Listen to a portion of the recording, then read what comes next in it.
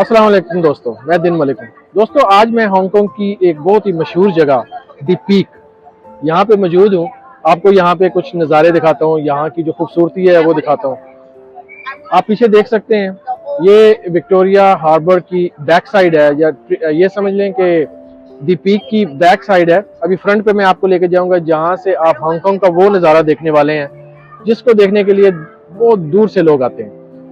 Victoria harbour का नज़ारा दी peak, ये जो सबसे तो नहीं, तीसरे नंबर पे कह सकते हैं कि हांगकांग की एक बुलंद तरीन जगह है जहां से विक्टोरिया हार्बर का जो नज़ारा आप करने वाले हैं वो आप कहीं और से नहीं कर सकते। आप देखें, इंतहाई खूबसूरत नज़ारा। दोस्तों चलो चलते हैं और वो इमारत आपको दिखाते हैं जहाँ से लोग जो है हांगकांग का नज़ारा करते हैं, उनकी बिल्डिंगों को देखते हैं। तो चलते चलते आपको बताते चलें कि जो हांगकांग है उसका असल नाम जो है वो Hong Kong special administrative region of the people republic of China है। लिखने में हम इसको शॉर्ट वर्डिंग्स में हांगकांग लिख के और आगे इनटू द ब्रैकेट SARB लिख देते हैं। आबादी के लिहाज से तकरीबन 7.5 मिलियन की आबादी है यहाँ पे, जो दुनिया में 105वें या गालबन छठे नंबर पर इसका शुमार होता है। बाज़ लोग हांगकांग को कंट्री भी कहते हैं, बाज़ लोग इसको शहर भी कहते हैं। हकीकत यह है कि खैर इसकी तफसीलात जो हैं वो किसी और वीडियो में आपसे शेयर करेंगे। बेसिकली मदरलैंड जो है वो चाइना ही है और पहले ब्रिटिश के पास था, उसके बाद ये वापस चाइना को दे दिया गया और इसका जो अपना एडमिनिस्ट्रेशन सिस्टम है वो स्टिल अभी अपना ही है। कम टू दी पॉइंट, जिस जगह पे आज हम आए हुए हैं यहाँ पे मेरे ख्याल में सबसे ज़्यादा विजिटर्स जो हैं यहीं पे आते हैं हांगकांग का नज़ारा करने के लिए। बिल्डिंगों का, इमारतों का, आप ये समझ लें कि इसे एक जंगल भी कहा जाता है हांगकांग को। यानी इतनी क्लोज़, एक दूसरे के नज़दीक बनी हुई और आसमानों से बातें करती हुई इमारतें। और मैं ख़ुद जिस बिल्डिंग में रहता हूँ, काफ़ी ऊंची इमारत है। मैं देखूँगा अगर मेरे मोबाइल फ़ोन में उसका कोई व्यू हुआ तो मैं आपके साथ यहीं पे लाजमन शेयर करूँगा। बड़ा ज़बरदस्त नज़ारा आता है बिल्डिंगों का रात के टाइम पे। जब लाइटें ऑन हो जाती है तो यूँ महसूस होता है कि जैसे आप किसी जंगल में रह रहे हैं। अच्छा, साइज़ की बात रहेगी हांगकांग की। साइज़ इसका बहुत ही छोटा है, 2760 या 55 अराउंड स्क्वायर मरबा किलोमीटर इसका जो साइज़ है वो इतना ही है। ये समझ लें कि एक बड़े शहर के बराबर। दुनियावी लिहाज से अगर दुनिया में देखा जाए तो 187वें नंबर पे इसका शुमार होता है। अच्छा दोस्तों, ये आप जो पीक की बिल्डिंग देख रहे हैं, ये यहाँ की बुलंद तरीन इमारत है। इसमें कुछ खास फ़र्क नहीं है। यहाँ से आप हार्बर का नज़ारा कर लें या और ऊपर चले जाएं। ऊपर मेरे ख्याल में कुछ फीस वगैरह देनी पड़ेगी आपको, छोटी सी अमाउंट है। उसके बाद आप ऊपर जा सकते हैं, कुछ रेस्टोरेंट्स वगैरह भी ऊपर हैं। अच्छा, इसकी जो तामीर है तारीखी लिहाज से बहुत अहमियत रखती है। चुंगवा नान जो आर्किटेक्चर था इसका, वो बनाने वाला था और 1971 में इसकी तामीर शुरू हुई थी और 1972 में ये आम आवाम के लिए खोल दिया गया था। दोस्तों रिचनेस के लिहाज से हांगकांग जो है ना एक काफ़ी दौलतमंद कंट्री में शुमार होता है।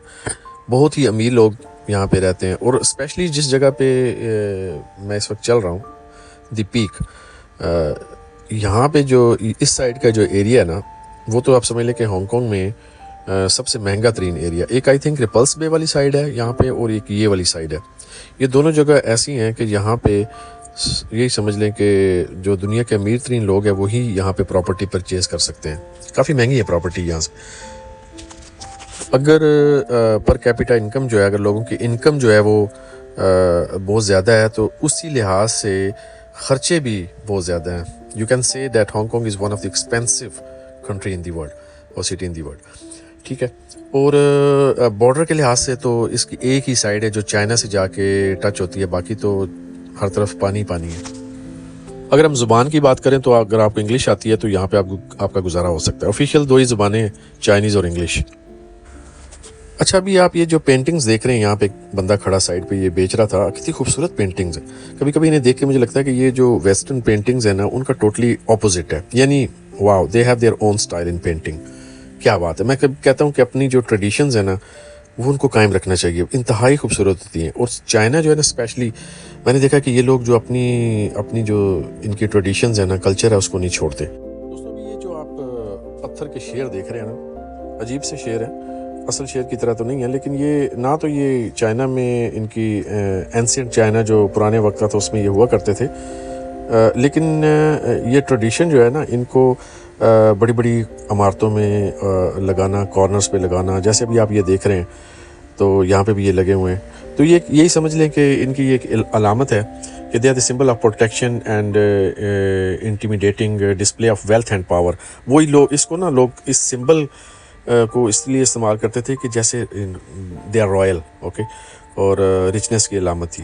तो खैर अभी भी ये यहाँ पे जगह जगह आपको नज़र आते होंगे। अच्छा, इनका ये भी रहा है कि ये इन सिंबल्स को they believe that the guardian lions are believe to bring luck and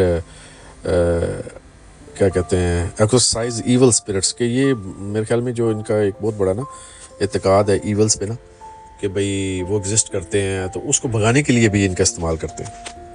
अच्छा दोस्तों, आपको भी इस थोड़ी वीडियो में इन्वॉल्व करता हूँ। जब तक मैं आप ये वीडियो देख रहे हैं, आप मेरे एक सवाल का जवाब लाजमन कमेंट्स में दीजिएगा। तो देखते हैं कि आपकी मेमोरी कितनी है। मुझे ये बताइएगा कि हांगकांग के कैपिटल का नाम बताएं।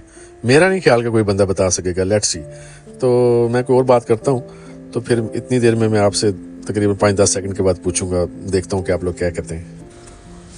अच्छा दोस्तों, आपको पता है कि चाइना जो है, ये कहा जाता है कि चाइना जो अमीर हो गया और उसने जो प्रोग्रेस की है वो हांगकांग की वजह से है, या ये ऐसे खाली बात ही है? इसके बारे में भी आप लाजमन बताइएगा।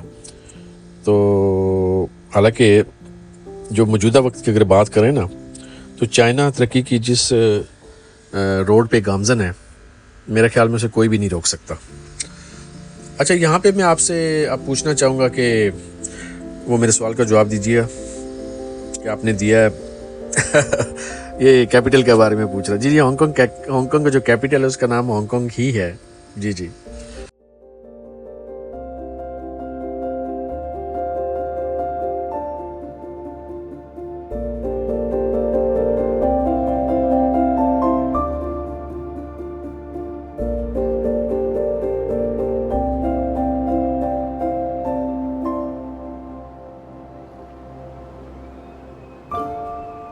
दोस्तों, इस वक्त जो आप रेस्टोरेंट देख रहे हैं ये भी बहुत पुराना है।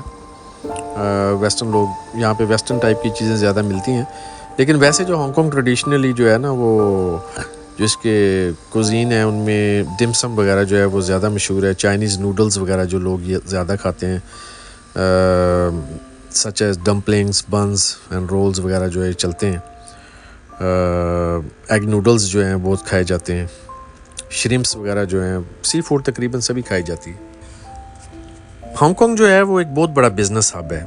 अच्छा, इसके पीछे भी क्या राज है? वजह मेनली जो मुझे समझ आती है वो यही है कि जो business registration process, taxation system, wow, so easy. तो कंपनी रजिस्टर करवाना और इसके बाद कोई भी काम करना, टैक्सेस तकरीबन ना होने के बराबर है, जिसकी वजह से मेरे ख्याल में कोई ही कंपनी बड़ी होगी जिसका हेड ऑफिस जो है हांगकांग में नहीं होगा।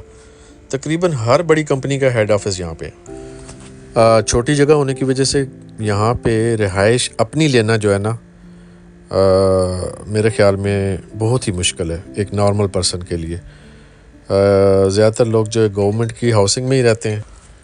अच्छा दोस्तों, मैं आपको बात बताऊँ, अक्सर लोग ये सुनते होंगे कि हांगकांग के बारे में कि यहाँ फहाशी आम है, शराब आम है, लड़कियां आपको सड़कों पे मिल जाती है। मैंने देखी अक्सर यूट्यूब के ऊपर लोगों ने ये पिक्चर्स लगाई होती हैं।